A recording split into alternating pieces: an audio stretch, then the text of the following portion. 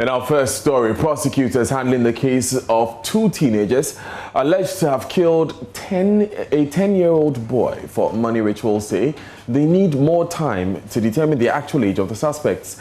They therefore urged the Ofanko District Court to remand the teenagers into police custody as their investigations continue. This was granted by the court presided over by His Lordship Samuel Kwesi J.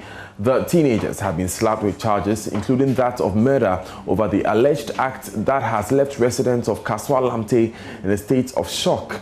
A spokesperson for the family of the murdered boy, Samet Akalilu, wants the police to conclude investigations immediately to enable the trial to commence.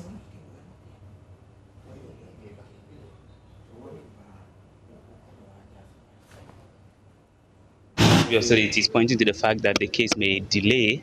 Of course, we all know that justice delay is an affront to the rule of law. But we trust in the due process, we trust in the police, we trust that they're going to do a good job.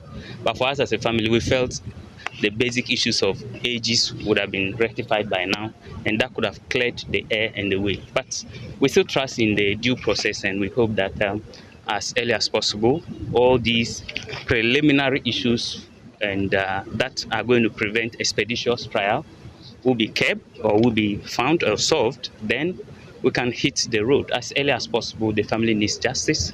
We cannot get Ismail Mensah back, but we feel that there should be expeditious trial.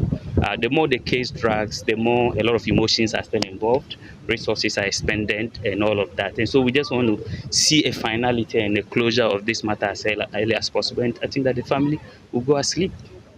And the rule of law, I'm sure, would have opted for a different option. We are a family of law-believing people, and that is why we have rested our case to the competent security agencies of this country, the state actors that must act like the court. As a family, if you go back to the community, you realize that whilst we are grieving, whilst we are mourning, we have not done anything to indicate that we would want to, if you like, avenge, because we don't believe in taking the law into our own hands as a family.